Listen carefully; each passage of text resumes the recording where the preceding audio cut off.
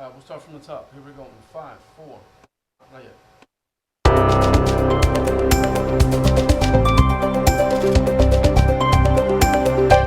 Hello and welcome to the Lctv News. In this edition of the Lctv News, Food Project partners with Lynn Tech, City Council approves marijuana shop, Voices of Lynn barbecue, sit down with Alex Prudencio, and more.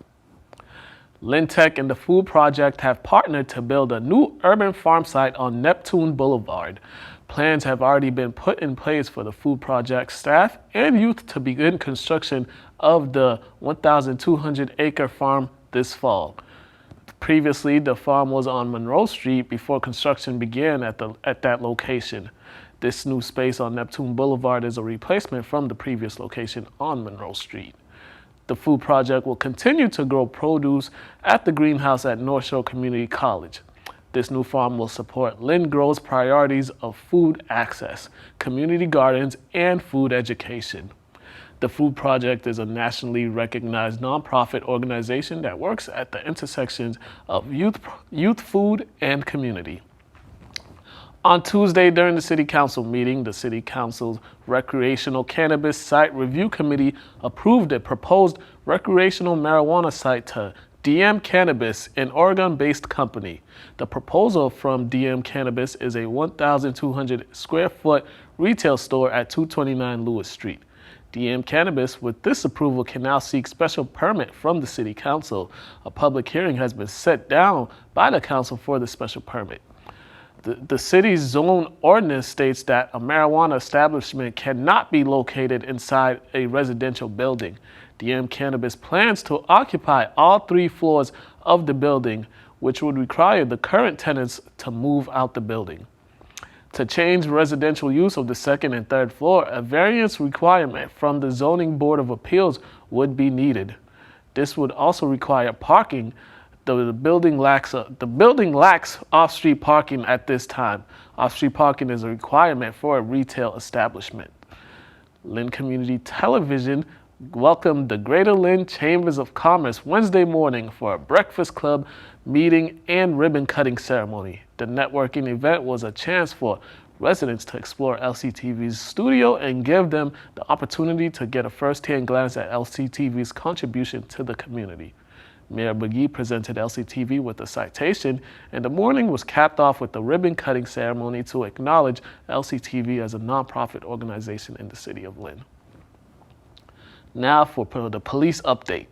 A suspect has been arraigned in the fatal stabbing of a Lynn man Monday afternoon. Lynn police arrested Beatrice Ortiz and charged her with murder on Monday night. A surveillance video showed her allegedly stabbing Charles Stankiewicz with a steak knife. Stankiewicz was pronounced dead at the Salem Hospital. Police found him lying in the street with the knife still sticking out his chest. Ortiz pleaded not guilty and is being held without bail. Ortiz is set to return to court on September 23rd for a probable cause hearing. A single-car rollover crash Saturday night on the Lynnway has sent 3 people to the hospital. Shortly after 9 p.m., police responded to a crash near 780 Lynnway.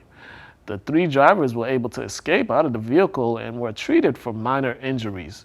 The cause of the crash remains under investigation. Voices of Lynn held a barbecue and discussion at the Lynn Museum, and LCTV sends a crew down to the museum for the event.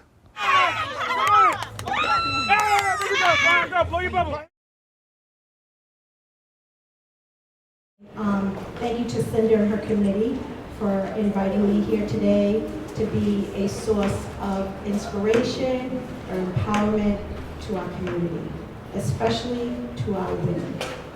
You know, I have this education, I got a degree in political science, I was involved in student government, and so I'm like, you know, I gotta get back to my community, I gotta get involved. So I started getting involved with organizations and whatnot, start getting acclimated to living back in Lynn and reconnecting with some old friends and whatnot. Stand by me. Oh, darling, darling, stand by me.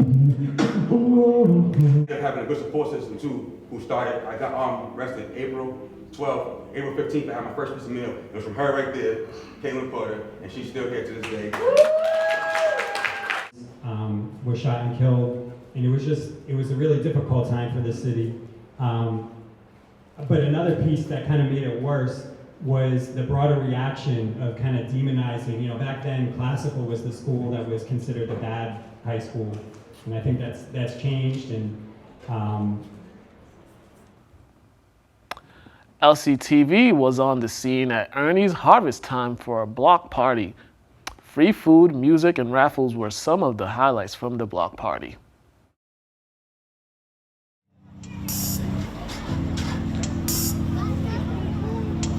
Yay. Tell me what's the issue? What's the problem? What's the reason you continue to have these doubts about us being brand new? So close to official, can't follow through. So I'm John Wong. I'm the Food Project's North Shore Regional Director. Today we're having like kind of a kickoff partnership with Ernies to sell local produce at his grocery store here. And so we're both kind of really interested in having folks have more access to local, fresh, culturally relevant food that might not be available in other places. And so we're partnering to be able to deliver that for Lynn residents here. So this is the start of it, and we want to try to build that food system up. And so folks, we want to encourage to come down. If you're into local produce, tell us what you like. A lot of this is grown here in Lynn specifically, and so it's helping a good cause, our youth, making sure farmers are paid a really livable wage, and then also making sure folks have access to the food that they want. You're gonna lose me, 'cause you can't seem to wanna choose me. I might not be happy with letting you hang around loosely. Invest in my feelings, the things that I'm dealing with. I need something that's stable. That's why I fought you for the labels.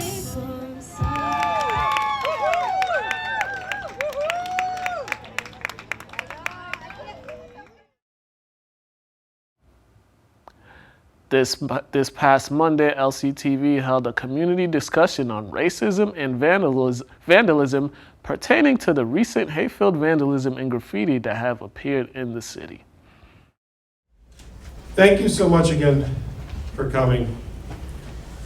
We have quite a few organizations and political officials here in this space, so bear with me because I want to thank them for being here.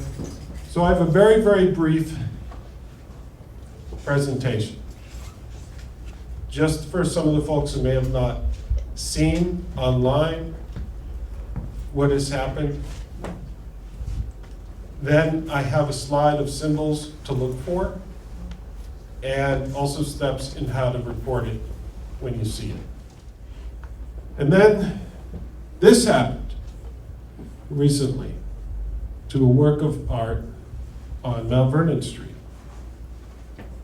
And I see the lightning bolts and the Hitler mustache, and the message is very clear.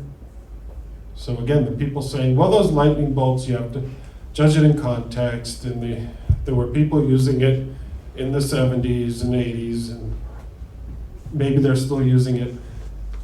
I don't care, a Nazi symbol is a Nazi symbol is a Nazi symbol, and they made it very, very clear with the mustache that that's how it was intended. And that wasn't my first time seeing CWB. This is when I learned about it. This is the side of my car. I was parked in Salem on a Friday night a while ago, and the Salem police told me CWB was a white supremacist gang operating in the area, and this is likely the girlfriend of this Johnny Botzer who was in jail. I don't think I was targeted. I think my car is a nice flat surface to write on. There's no room for hate or bias in this community. I don't think it reflects the values that we have as a city of Lynn, and we're aggressively doing these investigations. So that's where we are right now. The only other thing I would say is, when these incidents happen, you need to report them to us immediately, not 3 or 4 days later or next week. It hinders the investigation if we don't have any timeliness. Perhaps sometimes there's video, although right now we haven't been able to accumulate any of that. But it's important. I don't want anyone to take this lightly and just disregard any type of incident. Even if you perceive for yourself that you feel it's racist or anti-Semitic or whatever the case may be, you need to call us so that we can act on it immediately. And that's what we're gonna do. We're not gonna hold back. We're gonna go right after these people, and when we find them, we're gonna prosecute them. So it's incumbent upon the community to help us as well. You see something, let us know right away. We can get down there. We can take photographs. We can look and see if any place in the area has video. You'd be surprised how many people have video. That's very important, and that's a way we can identify a suspect. There's a couple of investigations going right now, a couple of people of interest, and we're working on those as we speak. Thank you. The most important message I want to tell people is that Lynn's bigger than downtown Lynn, and I think if you want to really spread the message, you need to go out to the other parts of Lynn that are not getting services or not getting attention right now. And Ms. Carolyn Cole has a really awesome project right now. It's called City Hall, play on the word hall. And if we don't see City Hall in this building right now, she has a project where you get to actually show your community in Lynn. You get to be in the halls of Lynn, City Hall. You get to represent your people or the people of Lynn. And if we want to respond to all the visuals, then we need to be visible also. And our kids need to be visible. And there's opportunity there to get your kids seen, get the real story out there, what Lynn's about, change the narrative, spread it past this block, and make it bigger and stronger than what it is. There's a lot of beauty in this city. And we kind of just focus in one area or one thing. And if we want City Hall to hear us, or the city to hear us and our kids, then we need to start going into that building and you pay taxes for it. Bring the art there, bring the story there. Art has been used across history to make people hate. It can also make people believe and motivate. On Tuesday, August 20th, a neighborhood meeting was held inside the city council chambers to discuss the ongoing concerns regarding Kings Beach relative to the bacteria count in beach postings.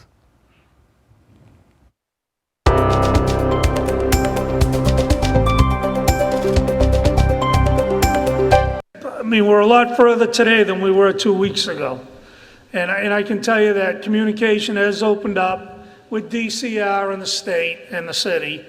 Our state delegation is working diligently to ratify the problem. There's State Rep Dan Cahill, who just came in. And Megan from the mayor's office is here as well. I don't know if anybody from the state delegation wants to come up and say anything. I don't blame you, I wouldn't want to either.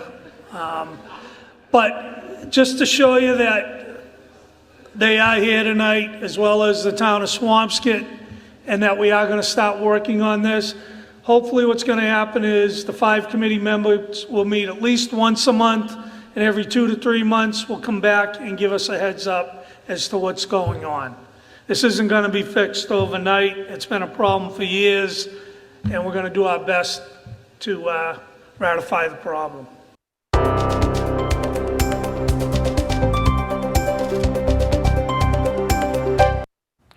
To watch the full meeting, visit Lctv.org.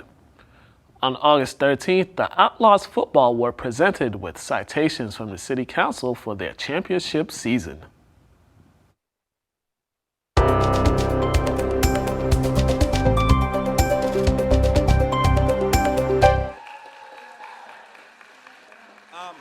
Everyone understands no organization goes well without coaches, volunteer coaches, people that put things together and spend their time out there every day. So give it up for your coaches and your staff right here.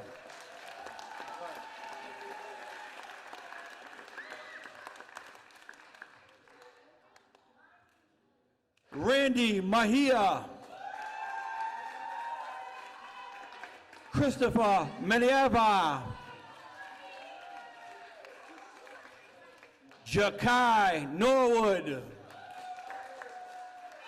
And to the general manager, Coach O, Orlando Concepcion. One big loud applause for the outlaw champions, New England Youth Tackle Football. To watch the full ceremony, visit Lctv.org. This week on the Lctv News Evergreen Piece, we highlight the Lynn Fire Department.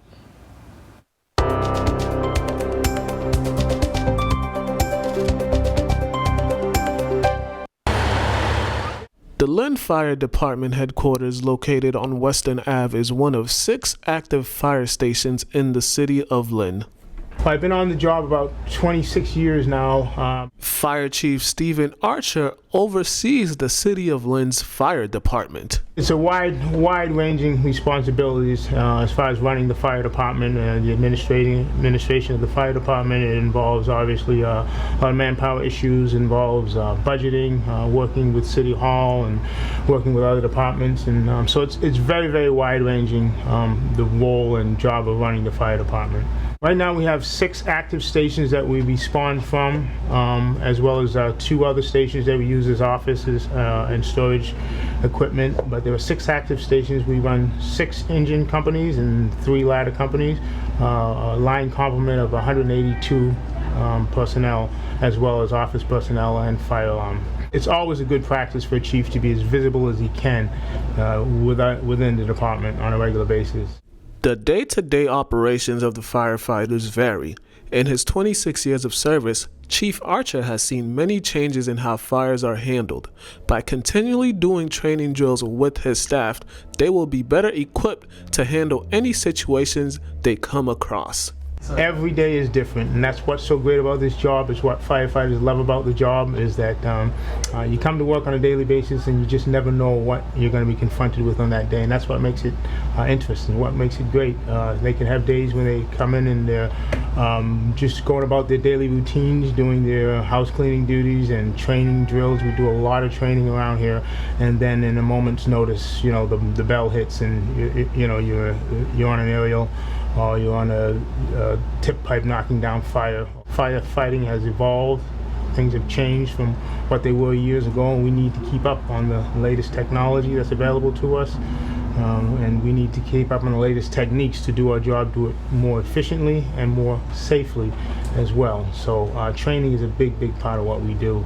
Fires are burning a lot hotter now than they did years ago, and a lot of that's because of the difference in materials that we're building with now, the difference in materials that are in the homes. We're dealing with a lot of materials that burn much, much hotter than they did years ago, and so that gives us less time to get in, get our job done in fire situations and get out. So that has led to us having to reevaluate how we make those interior entries when we're doing fire extinguishment. Maintenance upkeep is very important, and with the help from the city, the department remains on top of their maintenance upkeep. A lot of our maintenance is done by the DPW, the Department of Public Works, and those guys down there do a great job for us. They're fantastic in getting our trucks and equipment serviced and back out on the streets where we need it. But we also have to do the routine maintenance here in-house as well. And so there's a little bit of skill and knowledge that goes with our members knowing how and what to do as far as maintaining the apparatus as well. We run a fire safety campaign each and every year. The Posted a Billboard contest, which you've probably seen, has been a hit. A very, very popular campaign where we involve the school children of the city to design posters and billboards to get the message about fire safety out. State mandated fire drills that have to be done in each and every school a number of times throughout the year, and so we do those all the time, and it just gives us an opportunity to get into the schools, interact with the teachers and the students, and see the conditions in the school, and as well it ensures that the schools themselves are practicing their exit drill. Residents are encouraged to visit the Lynn Fire Department website to find out any information pertaining to the Lynn Fire Department. We enjoy working with the community. We like having that kind of community partnership. We know it makes our job easier, it makes us more effective, and it helps us to work with the community, and it brings positive results. Our motto here is compassion, service, and professionalism, and that's how we go about everything we do.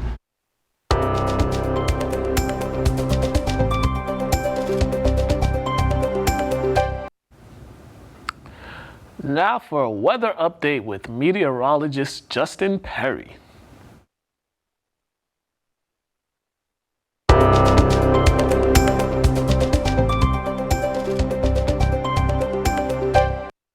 Good afternoon. I am meteorologist Justin Perry reporting for Lynn Community Television, here to show you the 7-day forecast for the week of August 23rd through the 29th. For the upcoming week, we have a couple headlines.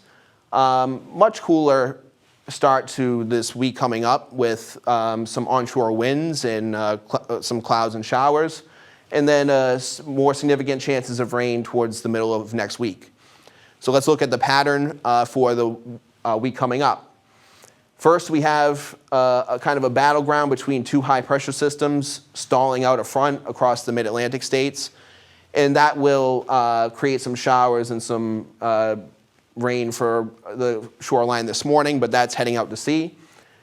And then the high pressure, the flow around this high, is actually going to create some northeast winds along the coast for the Boston area, so that will lead to some colder temperatures as the winds blow over the waters that are about 70 degrees in Mass Bay.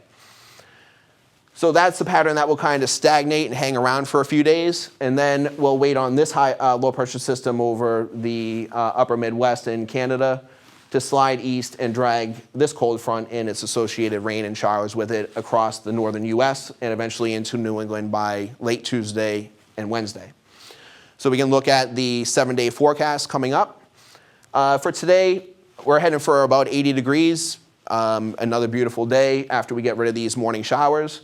But then the downhill spiral starts as tomorrow is in the low 70s with some clouds and some onshore wind starting. And then Sunday, Monday, and Tuesday, below average temperatures with some showers on Sunday morning. And then just kind of cloudy and cool and damp, more fall-like weather for Tuesday and Wednesday, Monday and Tuesday. And then on Wednesday, that's when our chance of heavier rain occurs with that front sliding across the northern U.S. After that, we kind of start to rebound into the warmer temperatures again, so that will mean another chance of showers on Thursday, but warmer weather will reside after that for perhaps next weekend. That's all we have for today. I'm meteorologist Justin Perry for Lynn Community Television. Join us next week for another round of 7-day forecasts. Thank you.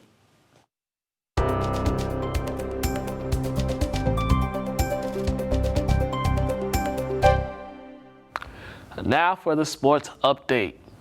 The New England Patriots defeated the Carolina Panthers 10-3 last night at Gillette Stadium to go 3-0 in the preseason. Tom Brady, in his first action in the preseason, it was 8 for 12, throwing for 75 yards, which was capped off with the James Devlin touchdown run. Cam Newton for the Panthers went 4 for 6 for 30 yards and exited the game with an apparent ankle injury. Newton left the stadium in a walking boot.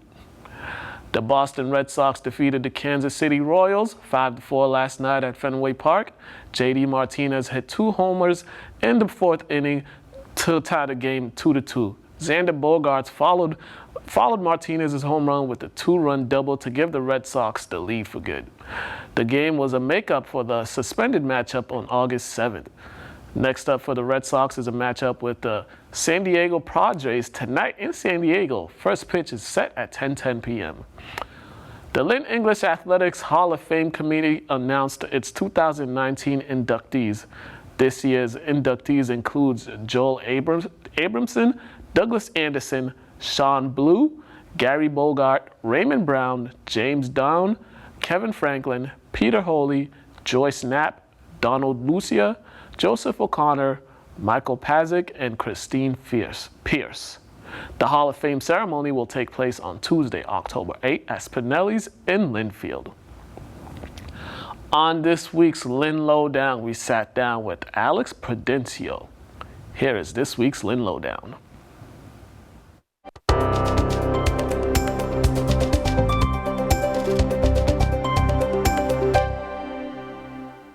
Welcome to the Lynn Lowdown. Today, we got a special guest, Lynn English Jr., Mr. Carlos is in here. We're gonna talk, he's doing some big things. He's got a curriculum launch that's gonna be taking effect soon. So, what's going on, Carlos? Hi, thank you for having me. Not a problem, man. Yeah, that's what's up. So we have the we have the human rights curriculum in place. That's going into effect this fall, so this school year coming up. Okay. Yeah. So what got you to get the school committee to look at this human rights curriculum, put it on the table for them to vote on it and get it approved? What was the process like? What made you decide that you wanted that type of curriculum implemented into schools? Yeah, so it all started last April. So I was a freshman, and a organization called the Global Embassy for Activists of Peace came in to my school and did a workshop. They did a human rights workshop, and they talked about human rights using the Holocaust as a foundation, and how human rights were created after the Holocaust, and they also talked about some human values. And we did this workshop, and we did this kind of T-chart, and we were asked to, label human rights that were violated during the Holocaust, and some human values that were violated during the Holocaust. A lot of kids didn't know what human rights were, but we could easily label all of them that were taken away because we had a document right in front of us of all 30 human rights. And then on the other side, there were human values that were stripped away, and a lot of kids didn't understand what that meant. So they put valuables like house or jewelry, like possessions. Yeah. So it got me to thinking, like, wow, people don't know what human rights were. Even I didn't know what they were, and didn't know that they existed.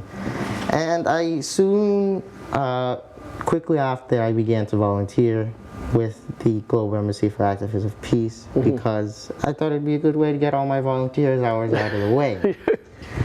Little did I know, I just started to love this kind of human rights work, and I started to deeply involve myself of why it's so important that we are human, and how we live together side by side, and that even after the human rights were created to prevent other genocides to happen, Rwanda still happened, Cambodia still happened. So I was like, so then I participated in a couple workshops, facilitating a couple of the workshops. Okay. And then I went around all of Lynn, and you'd be surprised at how many hands you would get when someone would say, so who knows what human rights are? And nobody would raise their hand. I soon saw this as a problem, and the embassy saw this as a problem. So we all kind of came together, and we were like, we should definitely do a curriculum, a human rights curriculum, and we should definitely implement it into the curriculum somewhere, so therefore students are educated on their human rights, and they can make a difference in their future. Yeah. Now with this curriculum, what levels is it gonna? Is it gonna start with just high school, or is it gonna be middle school, or what levels? What grade levels? So the state has mandated a social emotional learning. So K through 5th grade will learn about that more human values that I was talking about. So that respect, love, compassion, tolerance is implemented throughout the K through 5th grade curriculum. And excuse me again. When they are talking about, when 5th graders specifically are talking about the civil rights era in the United States, they talk about tolerance and respect, and they have discussions, and they actually have discussions, which I think is the most interesting part, on how to respond appropriately and peacefully, and how to protest peacefully, and how to advocate peacefully. So that's the kind of implementation of the human values part. Human rights will be integrated, I believe, into grade 9's curriculum, world history, because right after, in grade 9, you study the Holocaust, well, all of World War II, and it would fit just perfectly if you fit in human rights right after you've discussed World War II. Now, one thing in discussing human rights is having honest conversations about certain things, certain topics that will make people uncomfortable. How aware were you guys about trying to get those conversations, started and whatnot? So, I believe the kind of point, or like the difference between being educated and non-educated in the classroom is that teacher. So, in all honesty, it is kind of up to the teacher to expand on those conversations.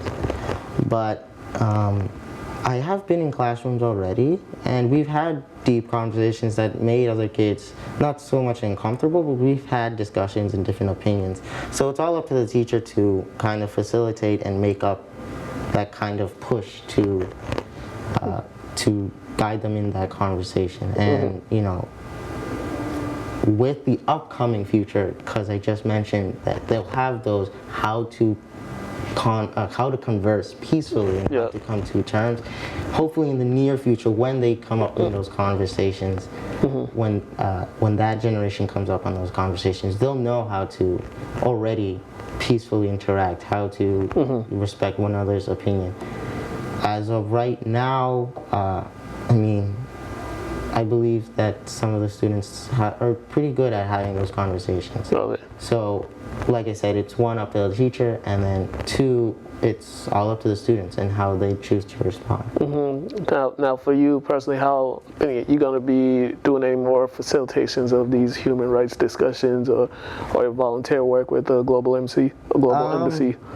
Yeah, the Global Embassy has been put on some kind of a pause, because they're a worldwide nonprofit. So many things are happening around the globe right now. So when that happens, we take a pause. But myself and my human rights advocating has not stopped.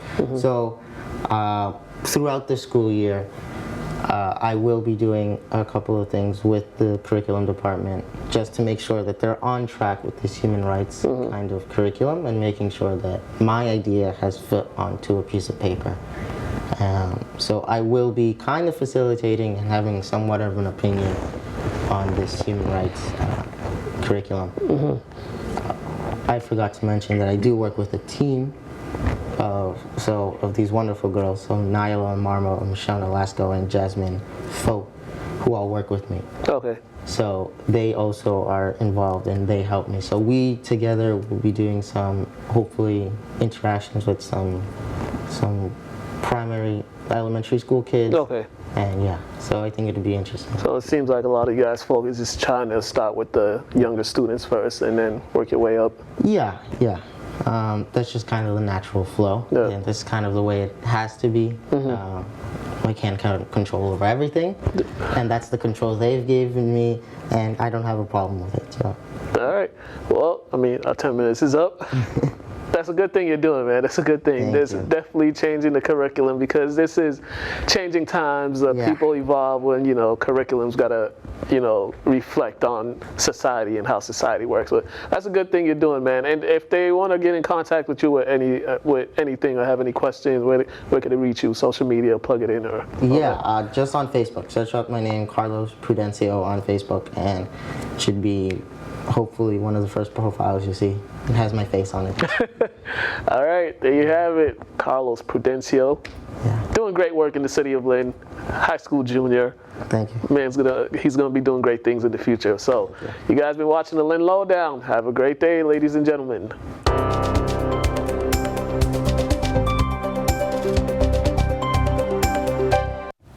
And now time for some local events. Tonight from 7 p.m. until 11 p.m., Arts After Hours will be hosting its annual meatball at the All Care V&A. All proceeds will go towards Arts After Hours programs. Free summer movie nights continue tonight at 7:30 p.m. at Red Rock Park. The movie choice for tonight is Spider-Man Into the Spider-Verse. On Saturday at Lynn Woods, the Massachusetts Young Republicans will be hosting a Lynn Park cleanup from 10 a.m. until 12 p.m. On Monday, August 26th, from noon until 1 p.m., the Northeast Arc and Pathways, Inc. will be hosting a Family Members with Disabilities support group at 330 Linway, Suite 302. Residents are welcome to attend. On Tuesday, August 27th, from 3:30 until 6:30, the Food Project will be hosting its Lynn Farm Share on Essex Street. Freshly harvested produce, which are locally grown in the city of Lynn, will be provided for purchase. Lctv will be hosting a free public seminar. Hosting 101 will be taking place from 6 p.m. until 8 p.m. this upcoming Wednesday. The seminar is open to Lctv members and the public. It is on a first-come, first-served basis to the first 10 people to sign up.